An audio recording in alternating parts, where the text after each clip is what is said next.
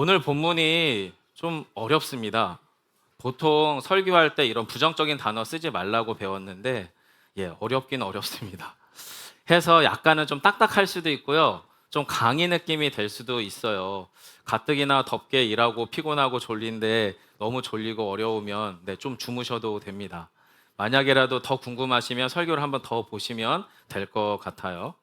자, 오늘 설교 제목은 신비에 관한 이야기를 할 건데요. 예수의 신비가 곧 교회인 저와 여러분의 신비가 됩니다라는 제목의 설교입니다.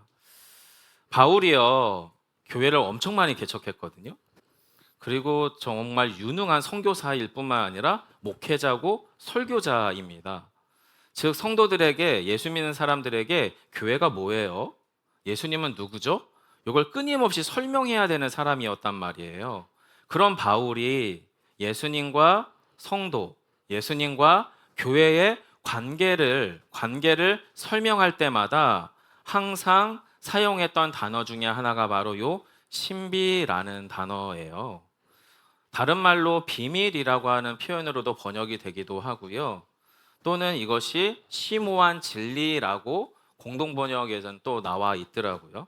자, 어쨌든 바울은 예수님과 교회의 관계, 예수님과 우리의 관계를 설명할 때 신비, 비밀이라는 단어를 사용했어요. 영어로는 미스테리라는 단어의 의미겠더라고요. 여러분 먼저 26절과 27절을 좀 보려고 합니다. 이 본문의 결론 부분에서 바울이 이렇게 말하거든요. 26절, 27절을 같이 한번 읽을까요? 함께 하겠습니다.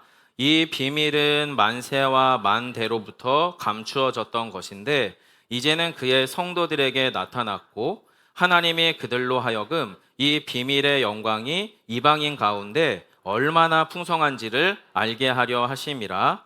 이 비밀은 너희 안에 계신 그리스도니 곧 영광의 소망이니라. 아멘. 예수님과 교회의 관계에 대해서 비밀이라는 단어를 썼고 그 비밀의 내용은 뭐냐면 여러분 안에, 우리 안에, 저희 안에, 내 안에 누가 계시다고요? 예수님이 계십니다 라고 하는 게 바로 교회가 가진 신비요 비밀이다라는 거예요. 자, 근데 문제는 뭐냐면 요 비밀이라는 단어, 요 신비라고 하는 단어가 더 이상 교회에서 충분히 잘 사용되는 신앙 단어가 아니에요. 소위 종교적 언어가 아니라는 거죠. 여러분 혹시 80년대 또 2000년대 초반 가운데 TV 프로그램들 중에 혹시 기억나는 좋아하는 프로그램 있으세요? 저는 개인적으로 퀴즈 탐험 신비의 세계라는 프로그램 좋아했습니다. 뭔지 아시죠? 딱 TV 딱 키면 우와 우와 이걸로 시작하는. 그러면서 거기서 왜 감탄하고 그래요? 저 이 정도까지는 부를 수 있어. 기억이 안 나는. 네, 그러면 일단은 혹시 80년대 후반이나 90년대 이후에 출생하신 분들은 잠깐 기다리세요. 여러분의 기억나는 프로그램이 나올 수도 있어요. 거기서 손범수 아나운서가 동물 더빙을 너무 재미나게 감칠맛 나게 해요.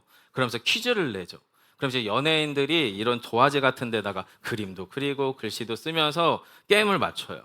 저도 어린 시절에 부모님하고 안방에 앉아서 TV 앞에서 요 퀴즈 탐험 신비의 세계라고 하는 프로그램을 가지고 같이 퀴즈를 풀었던 기억이 있어요. 하면서 속으로 이런 생각이 들었죠. 야, 너무 재밌다. 또 한 가지는 야, 동물의 세계가 정말 신기하다, 신비하다 이렇게 느꼈단 말이에요. 자, 그러면 혹시 이 프로그램은 기억하십니까? 신비한 TV 서프라이즈. 이것도 모르나요? 혹시? 그러면 나중에 유튜브 좀 찾아봐 주세요.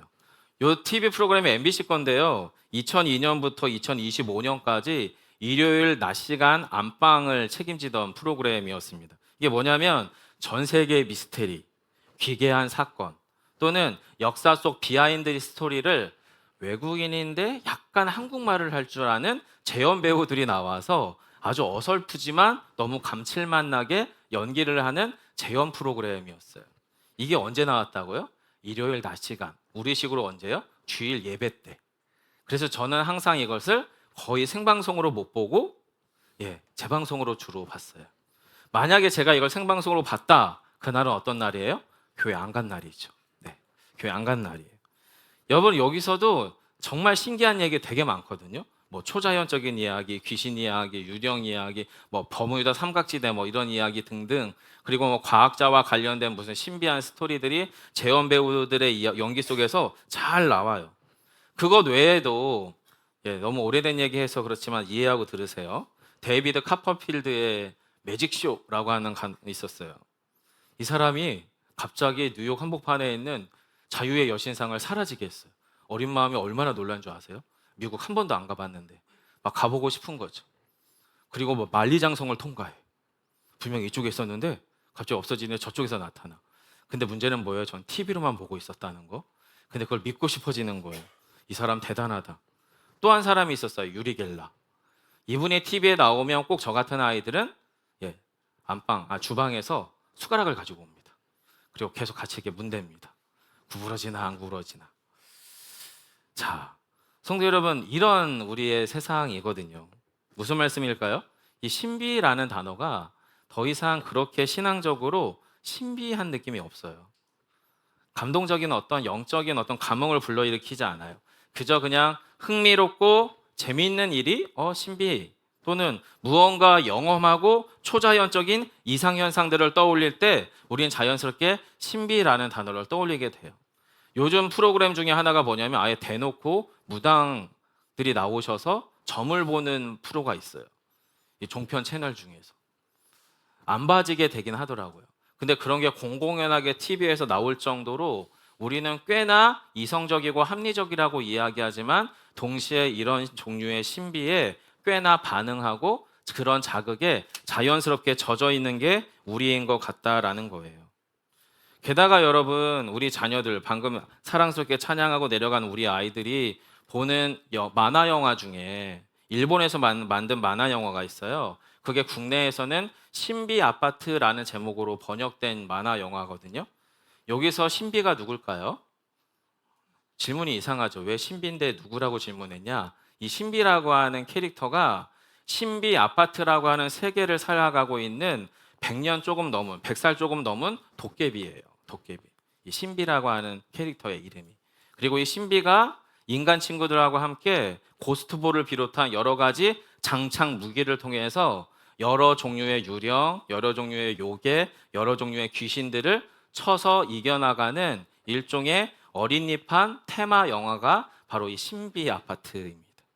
그럼 제가 우리 아이들에게 저 제목으로 설교를 하면 우리 아이들은 대개 신비라고 하면 누구를 떠올릴까요? 도깨비를 떠올리겠죠.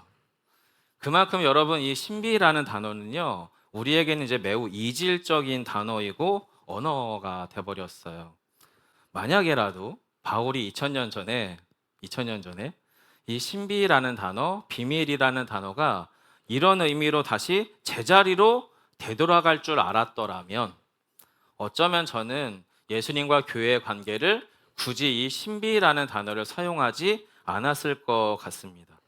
왜 그러냐면 사도 바울이 처음 교회와 예수 그리스도의 관계를 설명할 때 사용했던 요 신비, 미스테리온이라고 하는 단어는 원래 교회에서 사용하던 언어가 아닙니다. 이것은 교회 밖에 있는 그 당시 고대 로마의 여러 세속 종교에서 사용되던 언어였어요. 소위 영지주의자라고 하는 영적 지식을 추구하는 그룹들이 있었습니다. 그들은 이렇게 생각했습니다. 우리가 깊은 영적 깨달음과 체험을 통해서 여러분은 결코 알 수 없는 우리만 알고 있는 매우 독특하고 특별한 영적 지식을 가지고 있습니다. 그래서 이 영적 깨달음은 모두에게 주어지는 게 아니라 오직 깨달은 소수에게만 주어지는 비밀스러운 지식이고 의식입니다. 라고 할 때 그 비밀스러운 지식과 의식을 미스테리온, 신비라고 불렀다라고 해요. 그런데 바울이 이런 시대의 정신과 언어를 비틀어 버립니다. 바울이 고대 로마인들이 사용했던 이 신비라는 단어를 비틀어서 교회 안의 언어로 가지고 들어오는 거죠. 어떻게요? 여러분, 그렇지 않습니다. 소수의 영적 엘리트 집단만 독점하는 그런 영적 지식 없습니다. 그런 류의 영적인 신비는 애시당초 존재하지 않습니다. 오히려 하나님의 구원 신비는 완전히 펼쳐져 보여졌습니다. 그리고 모든 이들이 알게끔, 모든 이들이 보게끔, 모든 이들이 믿을 수 있는 방식으로 훤히 드러난 신비입니다 라고 선언하는 게 바로 사도 바울이 사용하는 신비, 미스테리온이라는 단어예요. 어떻게요? 하나님의 신비 그 자체가 되시는, 하나님의 구원의 신비의 본체가 되시는 하나님의 아들 예수님이 이 땅 가운데 어떻게 해요? 인간으로 오셨다는 거예요. 인간으로 오셔서 우리와 같이 살아가시며 당신이 말씀하시고 행하시고 기적을 베푸시고 십자가에 죽으시고 부활하신 당신의 육체적 사건을 통하여 하나님의 구원의 신비가 우리 안에 어떻게 펼쳐지는지 확연하게 보여줬습니다. 이게 신비가 아니면 무엇이 신비겠습니까? 라고 이야기하는 게 사도 바울이 복음을 전하던 방식이었습니다. 자, 그래서 예수님이 그러면 어떤 신비한 존재냐? 이걸 오늘 본문에서 설명하더라고요. 근데 이게 어려워요. 그래서 우리가 한 절씩 좀 읽어보려고 하는데 15절을 먼저 볼게요. 15절. 자막 부탁합니다. 네, 파란 글씨부터 먼저 읽어야 됩니다. 같이 한번 읽을까요? 시작. 그는 보이지 아니하는 하나님의 형상이시요 모든 피조물보다 먼저 나신 이시니. 이 말을 한마디로 설명드리면 이거예요. 예수님이 곧 하나님이십니다. 그뿐만 아니라 예수님은 하나님의 아들이시죠. 요 말을 지금 15절에서 바울이 이렇게 표현한 거예요. 자, 16절은 또 이렇게 표현합니다. 예수님이 어떤 분이냐? 16절이요. 만물이 그에게서 창조되되 하늘과 땅에서 보이는 것들과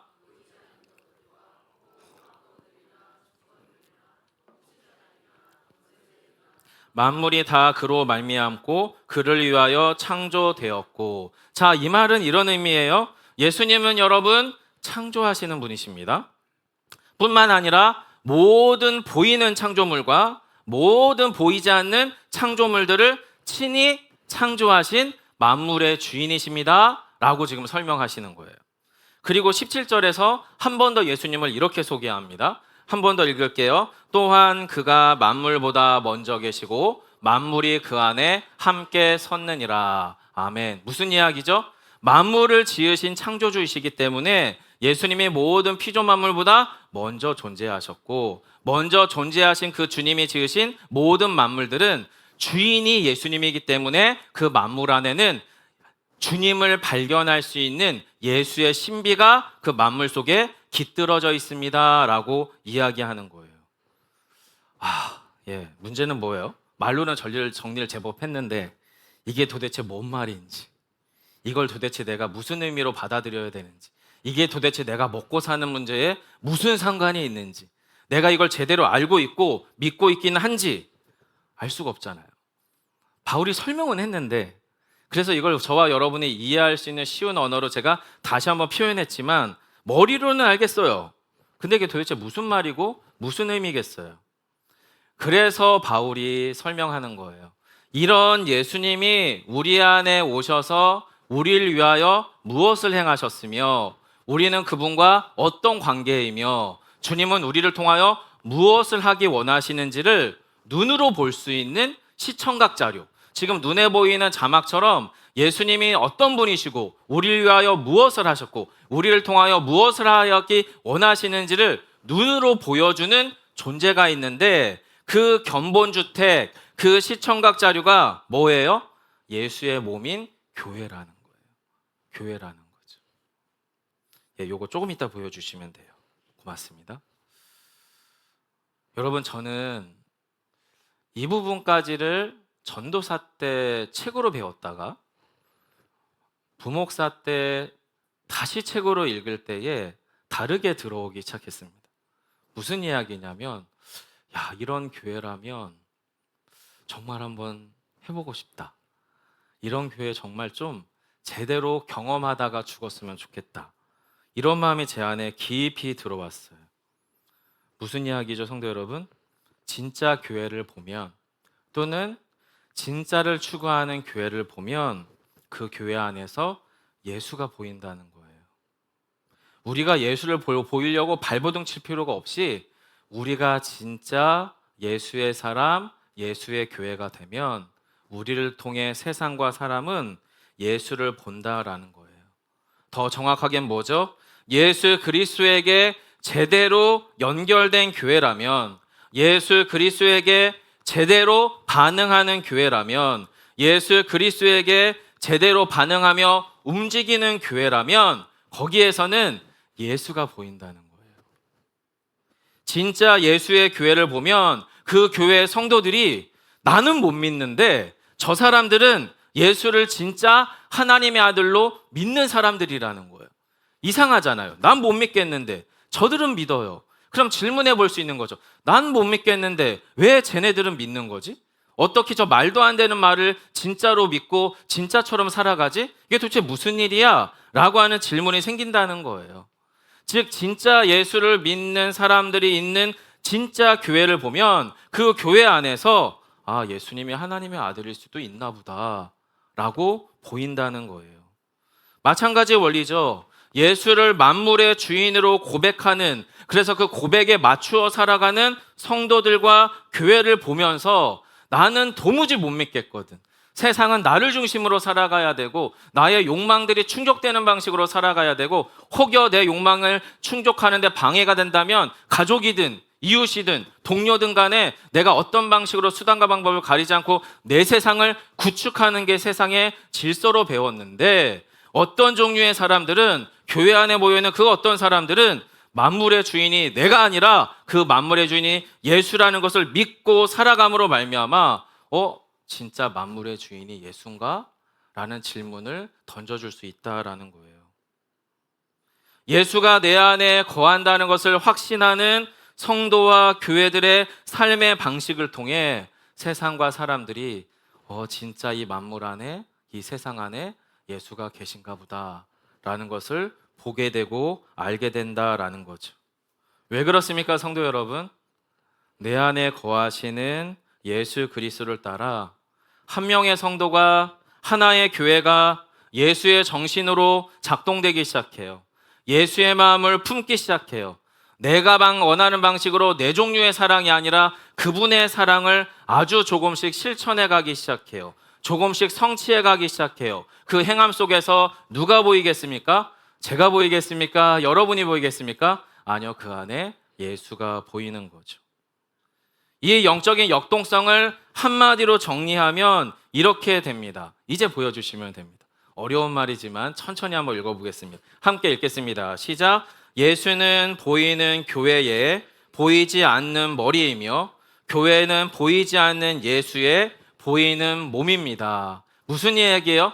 죽었다 깨어나도 예수 안 보이지만 진짜 찐으로 예수를 머리 삼은 교회와 성도를 보면 그 사람들 때문에, 그들의 삶 때문에, 그들의 삶의 방향성 때문에 안 보이는 예수가 보인다는 거예요.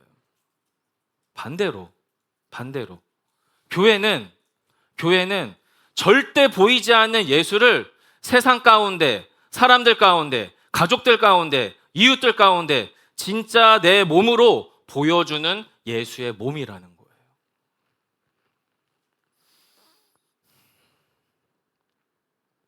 제가 개척을 하고 예수비봉교회를 시작한 이유는 바로 저것 때문입니다.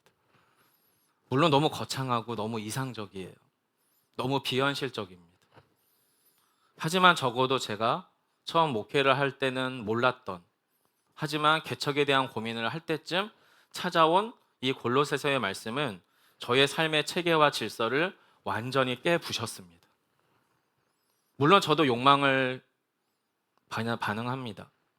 하지만 저의 마음의 목마름은 저런 교회 정말 가능한가? 혹시 불가능하더라도 이 방향으로 가보면 어떨까? 바울이 이렇게 이야기한 이유가 있지 않을까? 그게 사실은 저의 개척의 출발점입니다. 사랑하는 성도 여러분, 우리는 이 세상과 사람들에게 예수가 누구인지 보여주는 종류의 사람이어야 합니다. 예수님이 우리를 위해서 무엇을 행하셨는지를 설명해야 되는 사람들입니다. 무엇보다 그분의 십자가의 사랑의 결과가 무엇인지 진짜로 보여줘야 되는 사람이 바로 저와 여러분입니다.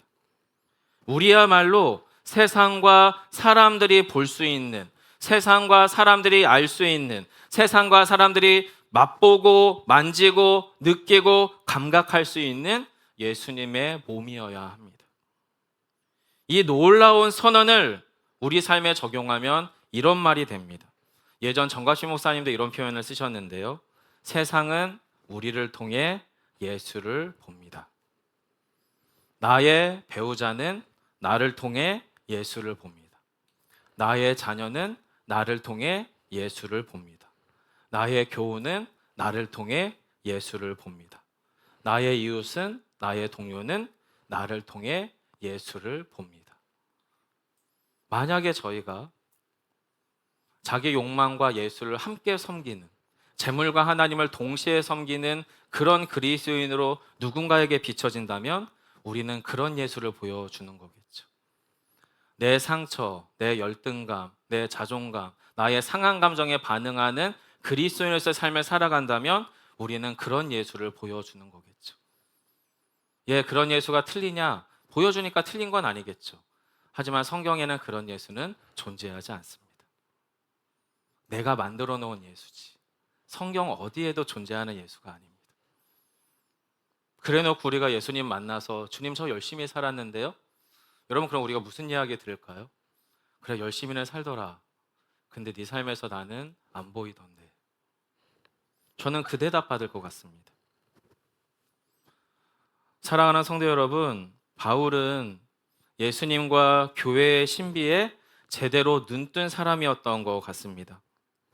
그래서 자신의 선교사라고 하는 직분, 그 선교사라고 하는 영적 부르심 역시도 예수님과 교회의 관계에서 해석하기 시작합니다. 이 말은 무슨 의미죠? 제가 예수비봉교회 목사잖아요. 이 자리에는 장로님이 계시잖아요. 이 자리에는 권사님이 계시잖아요. 집사님들이 계시잖아요. 우리의 그 부르심의 자리가 교회와 예수님과의 관계 안에서 어떤 의미여야 하는지 우리도 바울처럼 재해석해야 된다는 말입니다.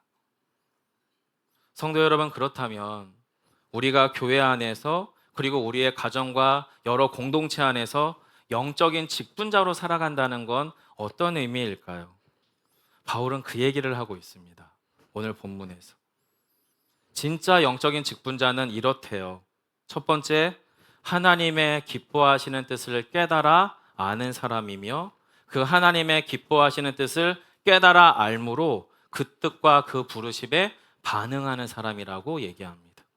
20절로 22절이죠. 같이 한번 읽어볼까요? 함께 하겠습니다. 그의 십자가의 피로 화평을 이루사 만물 곧 땅에 있는 것들이나 하늘에 있는 것들이 그로 말미암아 자기와 화목하게 되기를 기뻐하심이라. 전에 악한 행실로 멀리 떠나 마음의 원수 되었던 너희를 이제는 그의 육체의 죽음으로 말미암아 화목하게 하사 너희를 거룩하고 흠없고 책망할 것이 없는 자로 그 앞에 세우고자 하셨으니. 아멘. 여러분 22절을 보시면서 헷갈리시면 안 돼요. 무슨 말이냐면 나는 이제 구원받았으니까 나는 거룩해져야 돼. 나는 구원받았으니까 이제 흠이 없어야 돼. 나는 이제 구원받았으니까 책망할 것이 없어야 돼. 이 말이 아니에요. 이 말은 무슨 얘기냐면 예수님이 당신의 육체의 죽음, 십자가의 죽음으로 말미암아 우리를 어떻게 해요? 화목케 하는 자로 부르셨다는 거예요. 근데 그 화목케 하려면 우리 안에 어떤 일이 일어나야 되냐면 예수님을 따라 거룩해지고 싶은, 예수님을 따라 흠이 없어지고 싶어지는, 예수님을 따라 책망할 것이 없는 자로 세우시고자 하시는 예수의 열심에, 예수의 진심에, 예수의 마음에 반응한 자로 세웠다라는 말이지, 이 말이 윤리적으로 도덕적으로 흠결이 없어야 된다는 말이 아니라는 거예요. 즉 뭐죠? 하나님을 사랑하니까, 예수님의 십자가의 죽음과 부활이 나에게 어떤 의미인지가 들어오니까 예수 안에서 사라지고 싶어지는, 예수님처럼 사라지고 싶어지는 마음이 내 안에 샘솟기 시작해야 된다라고 말하는 게 이 바울의 이야기입니다. 또 한 가지는 결론이기도 한데요. 우리의 직분에 관한 이야기를 바울이 합니다. 저는 이 직분에 관한 바울의 이야기를 이렇게 정리했어요. 어떻게요? 여러분, 우리는 교회 안에서 우리가 살아가는 이 세상의 축소판을 만들면 안 됩니다. 무슨 말이죠? 교회 안에서 또 하나의 이 세상을 만들어 버리는 게 아니라요. 우리를 직분으로 부르신 이유는 뭐예요?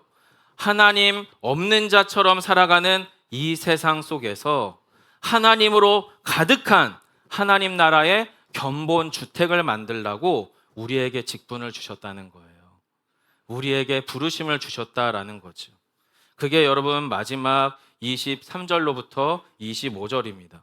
이어서 한 번 더 같이 읽어볼까요? 함께 읽겠습니다. 시작. 만일 너희가 믿음에 거하고 터 위에 굳게 서서 너희 들은 바 복음의 소망에서 흔들리지 아니하면 그리하리라. 이 복음은 천하 만민에게 전파된 자요 나 바울은 이 복음의 일꾼이 되었노라.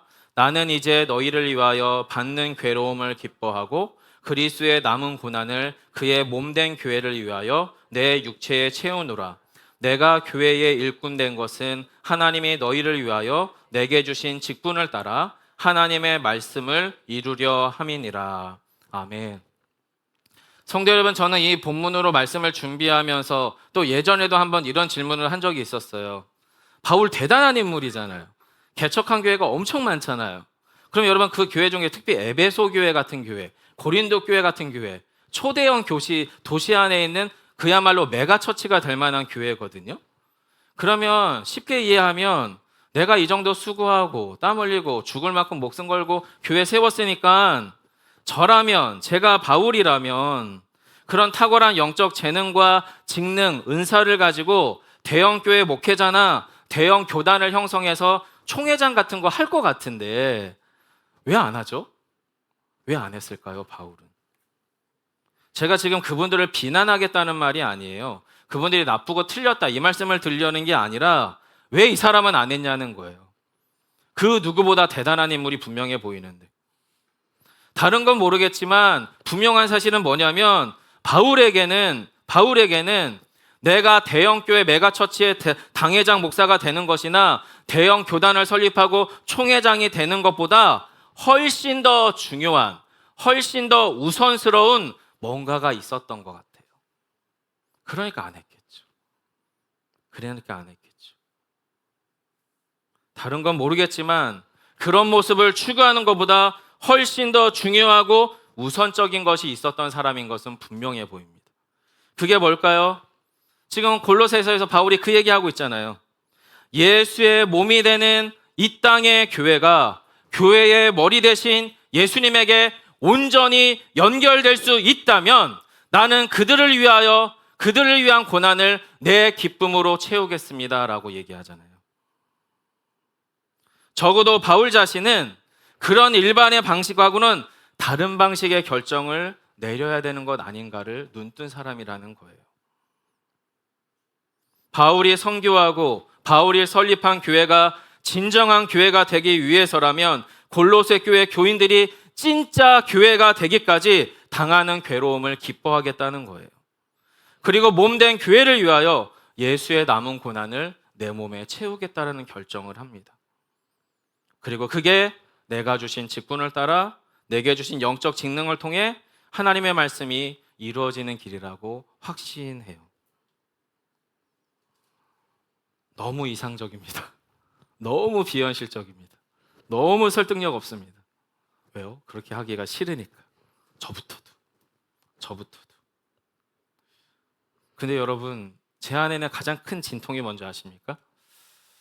저도 부럽습니다. 제가 앞서서 부목사로 섬겼던 모든 교회 담임 목사님들의 그 규모, 또 그 규모에서부터 오는 그 목사님의 삶에 대한 보상들, 사람들의 시선과 평판들 부럽습니다. 되자면 저도 그렇게 됐으면 좋겠습니다. 근데 솔직하게 말씀드릴게요. 만약에 정말 내가 그걸 욕망해서 됐어요. 그게 뭐 꼭 틀렸다 나쁘다의 문제가 아니니까. 그걸 욕망해서 됐어요. 그럼 그 다음은요?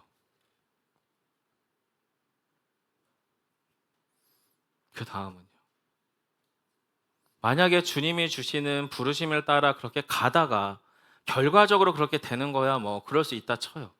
그건 하나님의 이끄심이니까. 근데 만약에요, 성도 여러분, 제가 그걸 욕망하는 방향으로 사고하고 행동하고 결정함으로 그렇게 된다면 이게 하나님의 뜻인지 제 욕심인지 누가 압니까? 여러분은 알 수가 없죠. 저하고 하나님만 알죠.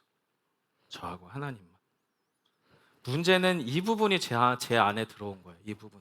이게 안 들어와야 목회가 쉬운데 이분이 안 들어와야 제가 예. 근데 이 부분이 제 안에 들어오니까 자꾸 씨름하게 돼요. 정말 씨름하게 됩니다.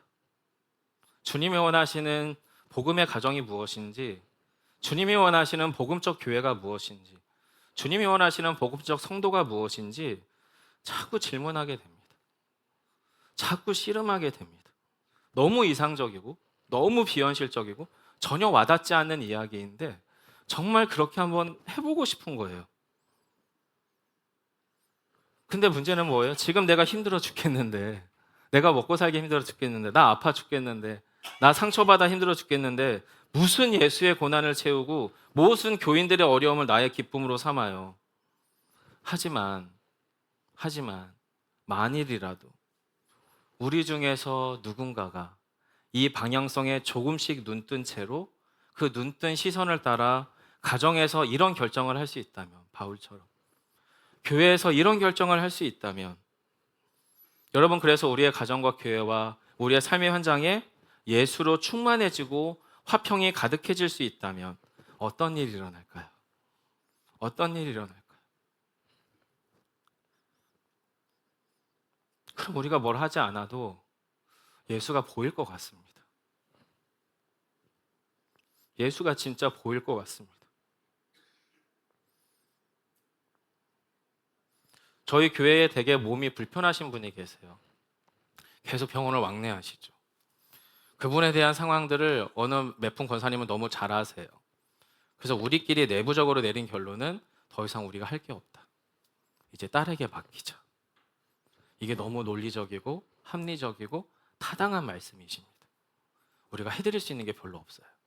왜요? 그분은 마음도 열지 않고 예수님에 대한 진지한 신앙적 고백도 없고 목사인 저한테 어떤 종류의 신앙적 고마움도 표현하지 않죠.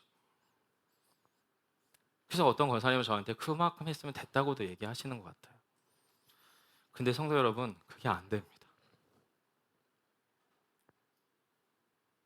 아니요, 그렇게 하고 싶은데 그럼 내 몸이 편하다는 것도 아는데 그렇게 하면 안 되는 것 같습니다. 정말 그 조금의 마음의 틈에 예수를 설명할 수 있다면 뭐라도 해보고 싶어집니다. 그만큼 제가 뭔가 손해를 볼 수도 있겠죠. 왜요? 몸도 피곤하고 시간도 잡아먹고 뭔가가 안 되니까. 하지만 성도 여러분, 그게 접니다. 그 상황에서 그 결정을 해야 되만 되는 게 접니다. 여러분은 그런 담임 목회자를 만나신 겁니다. 그 결과값이 별거 없을 수도 있습니다. 하지만 저희가 고민해야 될 게 뭘까요? 만약에 어떤 방식으로든 예수의 복음이 우리를 통하여 그렇게 설명된다면 그 결정이 왜 비합리적입니까? 그 결정이 왜 틀린 걸까요? 예수님부터가 말도 안 되는 비합리적 선택을 했잖아요. 전에 말씀드렸잖아요. 천국에서 리모컨으로 야, 너 일로 와. 너 저 천국이야? 넌 지옥이야? 이렇게 천국에서 버튼 누르시면 되잖아요. 왜 굳이 어렵게 이 땅에 오셔서 인간으로 오셔갖고 십자가에 고난당하고 수치와 멸시와 처참한 죽음 속에서 왜 다시 살아요? 왜 사서 고생해요? 여러분, 그것 말고는 사랑을 설명할 수 있는 방식이 없기 때문에 그렇습니다. 리모컨으로 사람을 구원하는 건 여러분 사랑이 아니죠. 그건 여러분 기계가 하는 일입니다. 자판기가 하는 일이죠. 우리는 하나님께로부터 그런 사랑을 받은 존재들입니다. 성도 여러분, 우리가 오늘 본문 가운데에서 예수의 이 신비에 눈뜨는 저희가 되시기를 간절히 부탁드립니다. 거창하지 않습니다, 여러분. 오히려 수지 맞지 않는 모습일 수도 있습니다. 바보스러울 수도 있고요. 앞뒤가 안 맞는 행동일 수도 있습니다. 하지만 그 행동이 만약에 저희를 살린 예수의 사랑이라면 우리의 가정에서, 교회에서, 우리 삶의 현장 안에서 우리의 그 선택이 누군가를 반드시 살릴 겁니다. 누가 살지는 모르죠. 하지만 반드시 하나님은 그렇게 일하실 줄 믿습니다.